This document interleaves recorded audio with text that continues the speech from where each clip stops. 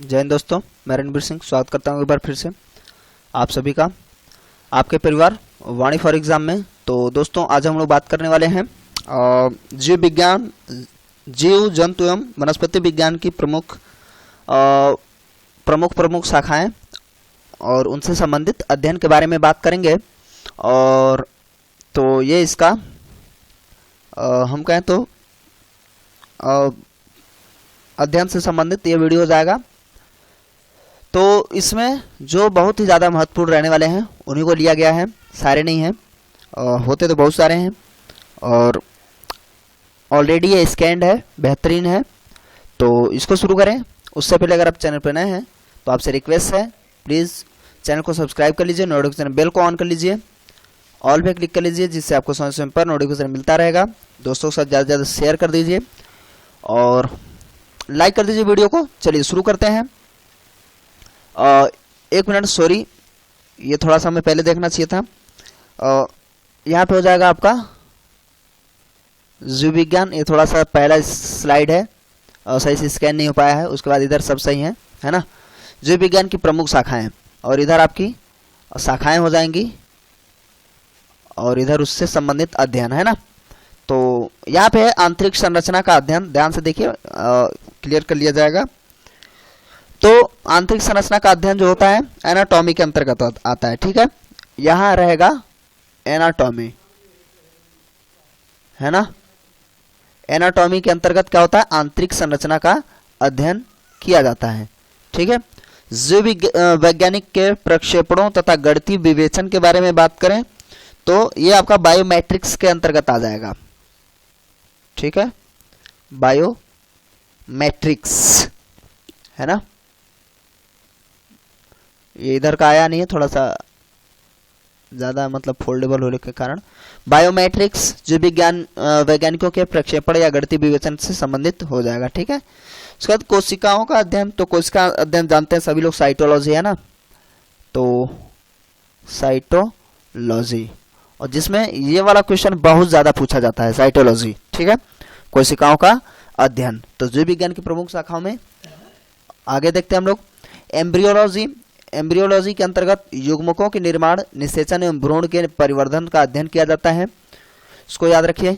Genetic engineering, तो ये नाम से ही ऐसे क्लियर हो रहा है, कृत्रिम जीन के निर्माण एवं स्थानांतरण का अध्ययन आसान है। जेनेटिक्स, जेनेटिक्स भी आसान है ना। जेनेटिक्स वंशागति एवं विभिन्नताओं का अध्ययन जेनेटिक्स के अंतर्गत करते हैं। उसके बाद फार्मेकोलॉजी, इसको याद रखेंगे, फार्मेकोलॉजी जैसे फार्मेसी होता है उसी हिसाब से है ना, रिलेट कर लीजिए। तो फार्मेकोलॉजी विभिन्न दवाइयों एवं उनकी क्रियाविधियों का अध्ययन किया जाता है। तो फार्मेकोलॉजी के अंतर्गत, लॉजी का मतलब ही होता है, लॉजी जुड़ जाए तो समझिए कि वहाँ पे अध्ययन की बात की जाएगी, ठीक है। तो फार्मेसी के हिसाब से ही आप इसको रिलेट कर लीजिएगा। अब आते हैं जंतु विज्ञान की विभिन्न शाखाएं और अध्ययन। तो जंतु विज्ञान के बारे में बात कर रहे हैं, है ना। तो इसमें शुरू करें, देखिए एरकेनोलॉजी, एरकेनोलॉजी इसमें हो जाएगा, मकड़ियों का अध्ययन किया जाता है एरकेनोलॉजी के अंतर्गत, कई बार पूछा गया है बड़े एग्जाम में।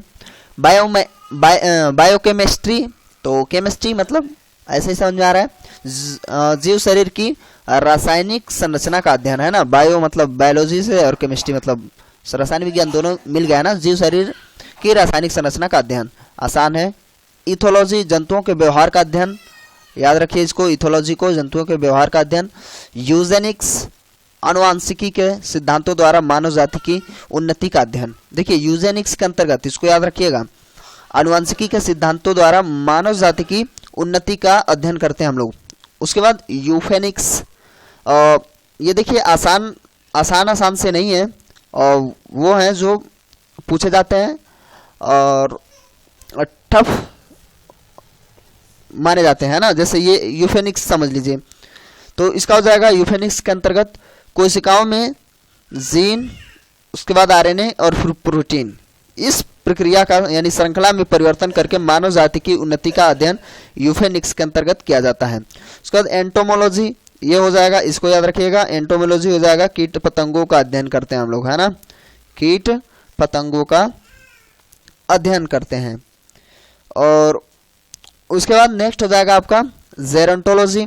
तो इसमें आयु के साथ जीवों में क्या परिवर्तन होने हैं या हो रहे हैं उनको याद रखते हैं ना जेरोंटोलॉजी में, इसको भी याद रखिएगा, महत्वपूर्ण है।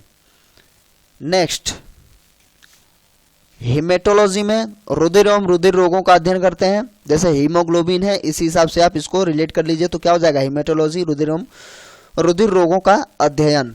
उसके बाद हर्पेटोलॉजी, हर्पेटोलॉजी में क्या हो जाएगा उभयचरों एवं सरीसृपों का अध्ययन करना, किसके अंतर्गत हर्पेटोलॉजी के अंतर्गत, वेरी वेरी मोस्ट है ना,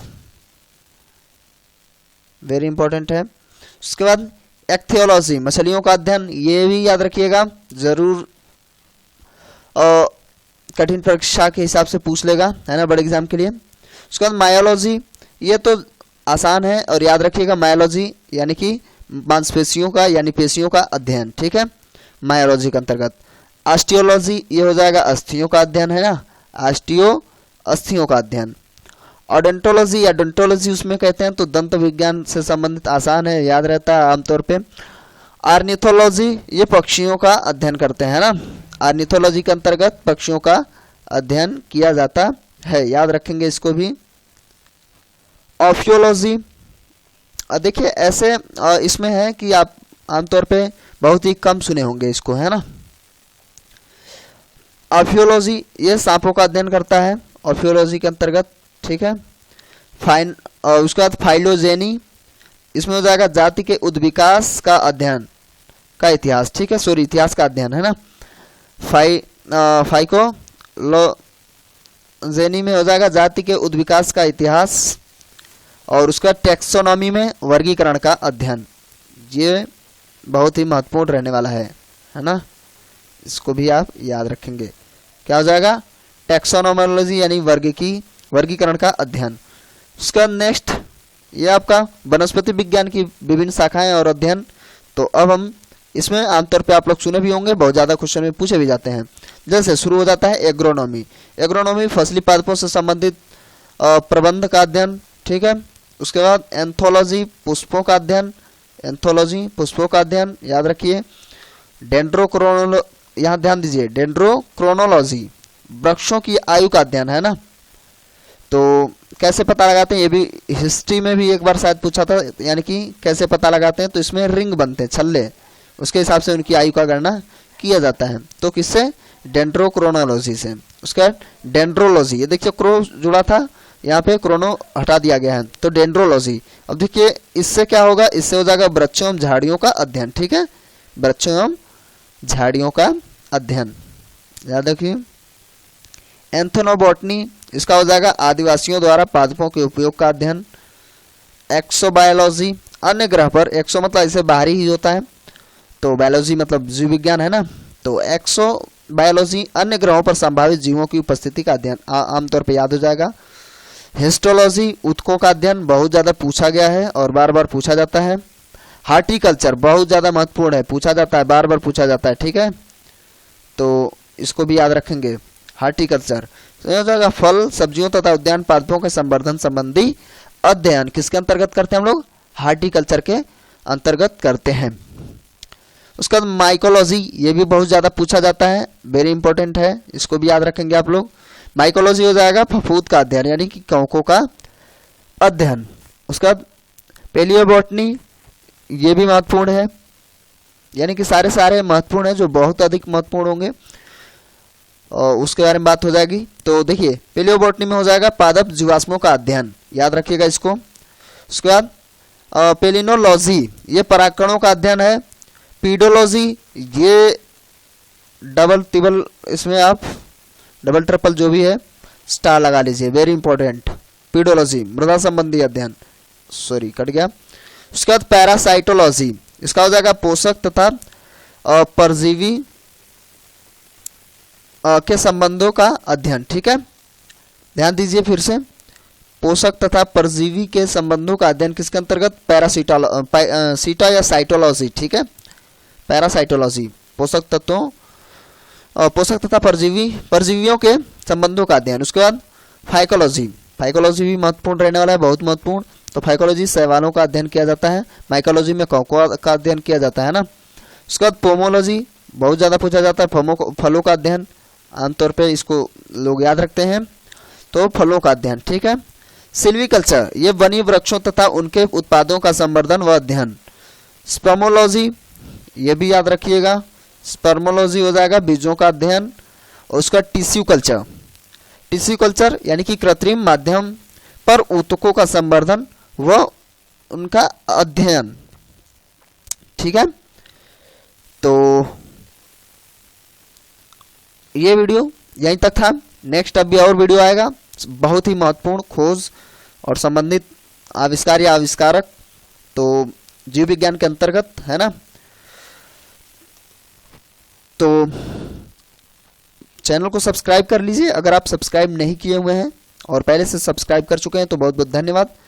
और दोस्तों के साथ ज़्यादा से ज़्यादा शेयर करना बिल्कुल ना भूलें।